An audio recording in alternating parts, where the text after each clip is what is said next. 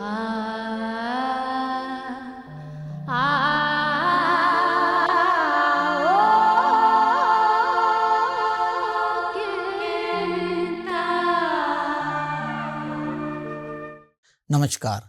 तुंदा सभनें दा इग्नू ते भारती भाशा संस्थान मैसूर द्वारा बनाए गेदे स्वयं दे इस डोगरी कोर्स च तुंदा निग्घा स्वागत है।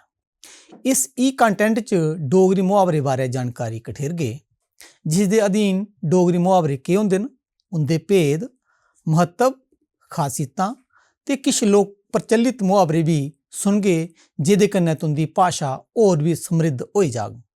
तां आओ डोगरी भाशा दी इस सांस्कृतिक विरासत च होर गहराई कन्नै उतरचै। भाशा सिर्फ शब्दें दा संग्रह नहीं है, सगुआं भावनाएं, अनुभवें ते संस्कृति दी जींदी जागदी अभिव्यक्ति है। ते जदों डोगरी भाशा दी गल आउंदी है तां मिठास, व्यंग ते गहराई दा अद्भुत संगम दिक्खेआ जाई सकदा है, ओह खास करियै मुहावरें च। मुहावरें दी अर्थ दी गल करचै तां मुहावरे गी अंग्रेजी च ईडियम गलाया जंदा है। एह् इक खास किस्म दा शाब्दिक समूह होंदा है, जिस दे शाब्दिक अर्थ लैने दे बजाए पूरे मुहावरे गी इक खास अर्थ दित्ता जंदा है।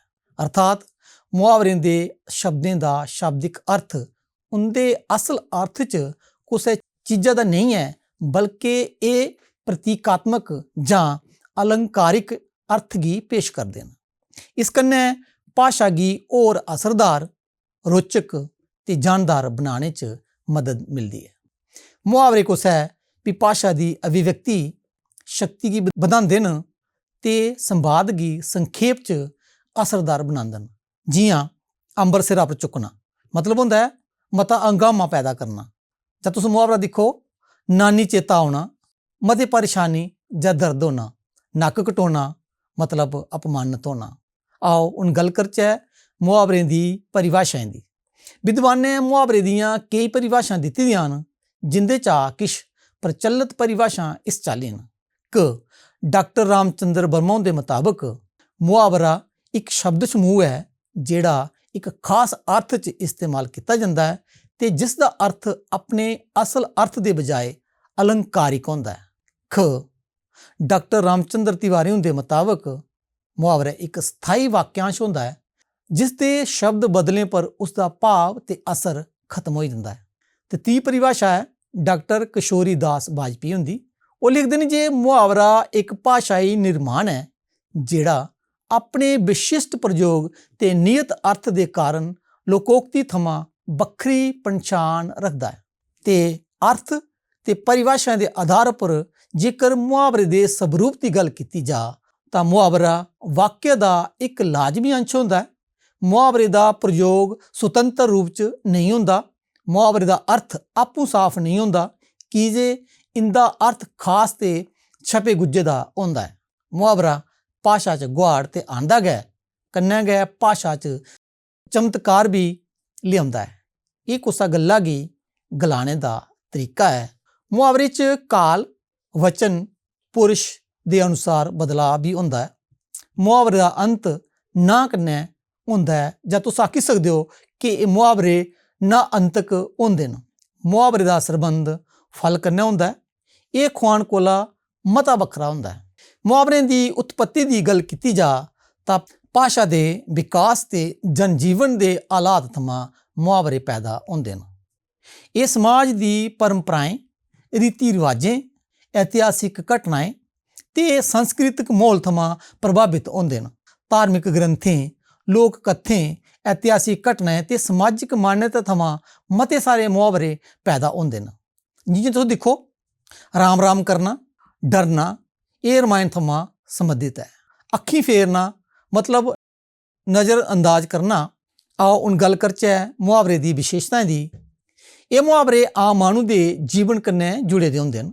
ख एह् थोड़े शब्दें च गै डूंह्गा अर्थ दिंदे न। ग इंदे च भावना ते अनुभव दी गहराई होंदी है। क एह् अक्सर प्रतीकें दा इस्तेमाल करदे न, जि'यां जानवर, कोई चीज जां कोई कम्म।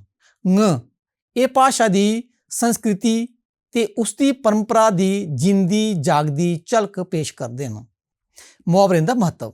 दोस्तों मुहावरे ना सिर्फ भाषा की रोचक बनाते हैं सगुआं बोलने आले दी अभिव्यक्ति की क्षमता की भी बढ़ाते हैं। ये साड़ी पहचान संस्कृति ते बोली या भाषा की आत्मा होंदे न। खास करिए जदों अस अपनी मातृभाषा की गल करने तो मुहावरे की इसकी आत्मा आख्या जा सकता है। जियां मुहावरे भाषा की जीवंत ते प्रभावशाली बनाते हैं। 2 घट शब्दें च बड़ा अर्थ देंदे न। 3 मुहावरे डोगरी संस्कृति ते लोक जीवन का रंग पेश करते हैं। 4 ये गलबात ते लेखन की रोचक ते सनाकड़ा बनाते हैं। 5 मुहावरे भावें की सशक्त ते चित्रात्मक बनाते हैं। ये बोलने वाले की भाषा दक्षता ते समझ का परिचय भी देंदे हैं। नंबर 7 मुहावरे समाज के अनुभव सोच ते लोक ज्ञान की सांभिए या संभालिए रखते हैं। नंबर 7 लोक साहित्य च मुहावरें की भूमिका। तो ये बारे च लोक साहित्य किसी भी समाज की संस्कृति परंपरा ते जनभावना की अभिव्यक्ति आस्ते एक लाजमी माध्यम है।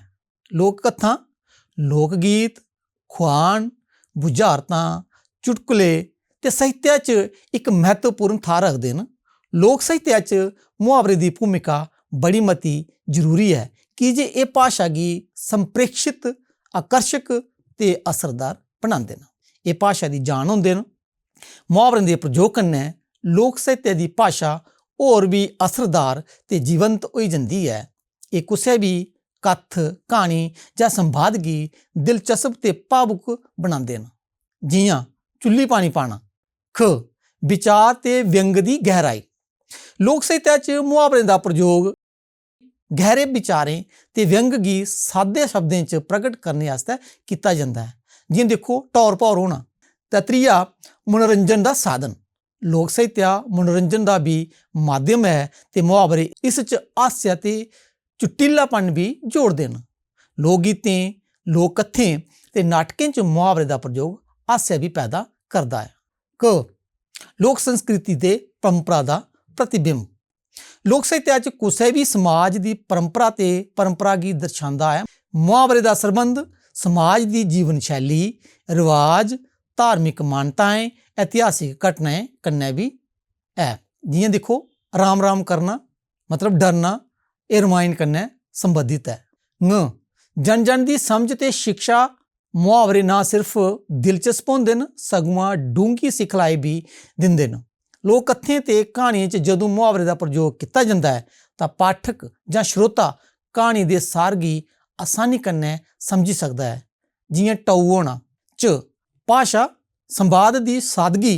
लोक साहित्य आम लोकें की भाषा च लिखा जाता है तां जे लोक इस कन्नै बड़ी आसानी कन्नै जुड़ी सकन। मुहावरे के प्रयोग कन्नै गलबात होर भी सुभाविक ते लोकप्रिय हो जाती है। जियां देखो कुसै दे नशें पर चढ़ना मतलब कुसै पर ज़्यादा दबाव पाना। नंबर 8 लोक साहित्य च मुहावरें का प्रयोग। गीतें च मुहावरें का इस्तेमाल भावें गी होर प्रभावी बनाने लई किया जाता है। ख कहानियों की या संवादें की रोचक ते यादगार बनाने लई मुहावरें का इस्तेमाल किया जाता है। ग मुहावरे संवाद की होर सुभाविक ते हास्य व्यंग या रोचक भी बनाते हैं। क खुआन ते मुहावरे के संयोजन कन्नै लोकें दे दिमाग च एक डूंगी शिक्षा छड्डी जाती है। आओ हुण गल करचै डोगरी दे किश मुहावरें बारे। डोगरी च प्रयोग होने वाले किश खास मुहावरे इस चाल्ली न। जियां दिक्खो अक्खी खुल्लना। इहदा अर्थ है होश आउणा। वाक्य च प्रयोग तुस करी सकदे हो। सब किश लटोई जाने मगरा अक्खियां खुल्लियां तां केह् ला। दूआ मुहावरा देखो अक्खीं लेतर पाना। अर्थ है धोखा देना। इहदा प्रयोग देखो टैलीविजन उपर आने वाले किश विज्ञापन लोकें दी अक्खीं च लेतर गै पांदे न। नंबर 4 अगली पिछली कसर कड्ढना। इहदा अर्थ है मता ला लैना। प्रयोग राजू ने 12वीं चा 98% नंबर लेइयै अगली पिछली कसर कड्ढी लेई। कालजा बाहर आउणा। अर्थ है जी घबराना। इहदा प्रयोग है रातीं बिजली का कट होने कारण गर्मी कन्नै मेरा कालजा बाहरै गी आवा करदा। घड़े च अग बालना। इहदा अर्थ है चोरी कम करना। प्रयोग है रामदासा ने अपने जागता का ब्याह घड़े च अग बालने आंगर कीता। आखिर च मैं ये गलाना चाहंग जे ਮੁਹਾਵਰੇ ਸਾਹਿਤਿਆ ਤੇ ਲੋਕ ਸਾਹਿਤਿਆ ਦਾ ਇੱਕ ਅਭਿੰਨ ਅੰਗ ਹੈ। ਇਹ ਭਾਸ਼ਾ गी ਰੋਚਕ, ਪ੍ਰਭਾਵਸ਼ਾਲੀ ਤੇ ਜੀਵੰਤ ਬਣਾਉਂਦੇ ਨੇ। ਲੋਕ ਸਾਹਿਤਿਆ 'ਚ ਮੁਹਾਵਰੇ ਦਾ ਪ੍ਰਯੋਗ ਸੰਸਕ੍ਰਿਤੀ गी ਬਚਾਣੇ, ਹਾਸਿਆ ਵਿਅੰਗ ਫੈਲਾਣੇ, ਸਿੱਖਿਆ ਤੇ ਮਨੋਰੰਜਨ 'ਚ ਮਦਦ ਕਰਨੇ ਲਈ ਕੀਤਾ ਜਾਂਦਾ ਹੈ।